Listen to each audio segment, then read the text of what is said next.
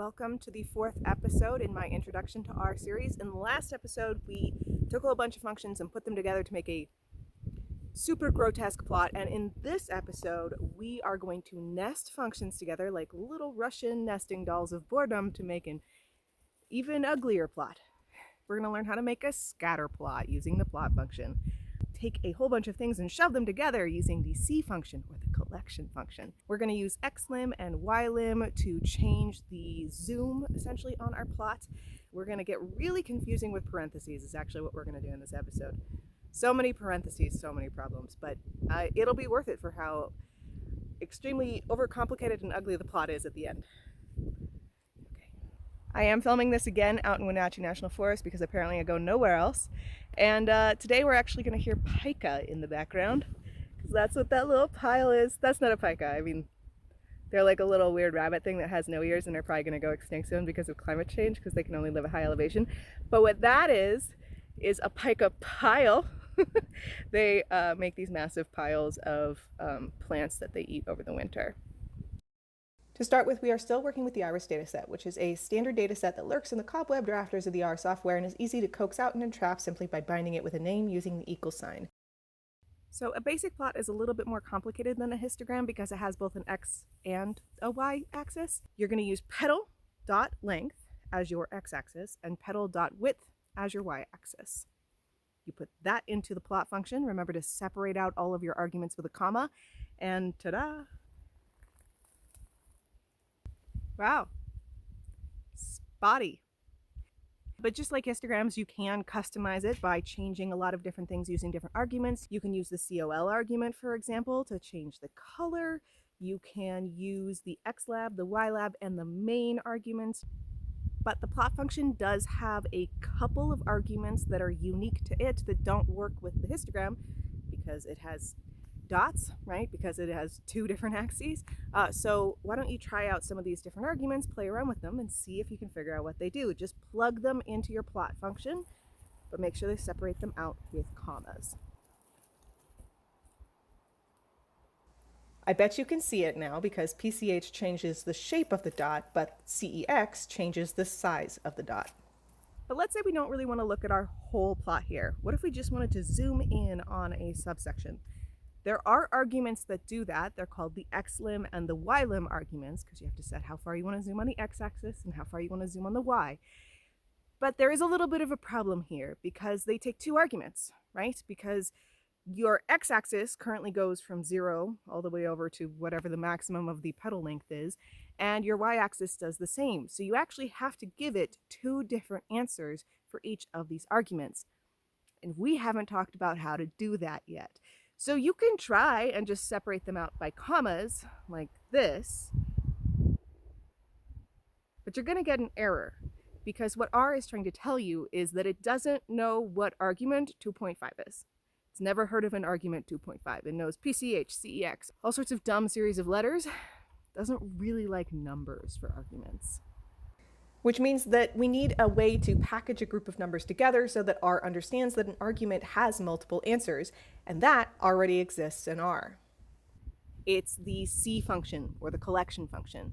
You can think of it as like a clutch, or a coin purse, or a collection of things. But regardless, it is actually a wrapper function that is meant to say to R, hey, I know that you need two answers for this argument. Here's your two answers, read them in order. So here's what that looks like in code. All you do is place the two answers in the C function for xlim and ylim, making certain to separate them with a comma, and there you have it.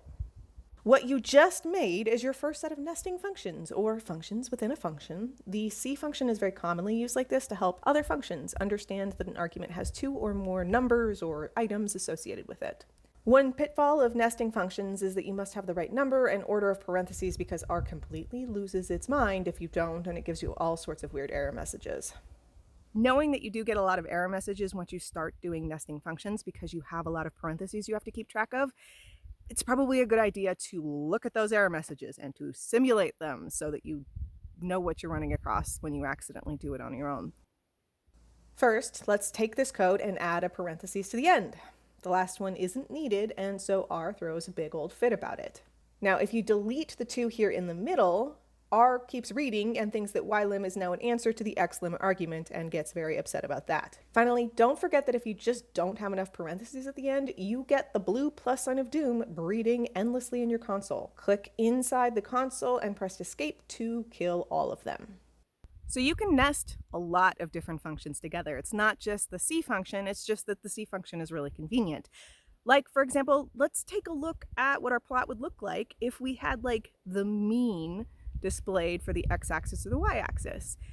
We can do that just by taking the number, right? Finding the mean, plugging that number in. Unfortunately, if you do this and are like me, you're pretty likely to run into typos. You can get around this pretty easily by storing it as a variable and then calling that variable later like this. And stacking sentences like this in R is pretty easy. And if you get nervous or you run into parentheses problems, it's a totally valid strategy. It's just that it becomes really, really long code after a while if you keep relying on this. But why not nest your functions together instead, since that is the whole point of this episode? So to nest the mean function is exactly the same idea as the C function. You just plug it in as the answer to the argument. It becomes especially helpful if you want to have multiple different lines on your plot like this. You can even nest other functions inside the C function. For example, if you wanted to display the mean and the median, you would take both of those things, put them in a C function, shove that next to your argument, and voila. You can also do this with a set of colors or a set of line widths or whatever sorts of changes you want to make to the plot. Just put each set of answers in a C function, and now you've got a multicolored plot of madness.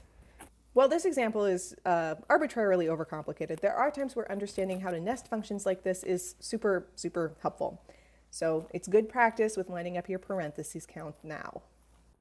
Speaking of, a tip for working with many parentheses is that in R, if you highlight an end parentheses, it actually highlights whichever one it thinks is the pair. If that set doesn't look right to you, you can fix it. One other tip for working with larger sections of code is that as long as you don't put a parentheses at the end, R thinks you're still reading, which means that you can actually split these things out on different lines. All right, now it's time to practice what you've learned by making the ugliest plot of all. Here are a bunch of other arguments that we haven't really talked about too much in this episode, but which probably make a lot of sense to you because at this point you've seen very similar versions. And I want you to play around with the nastiest color combinations and zoom that you can, and then ultimately I want you to try and replicate this terrifying plot. It's heinous. I'm going to put the answering code for how I made this monstrosity in the comments on this video, but I want you to give it a try first. See how many different things you have to change to make this truly, truly noxious plot.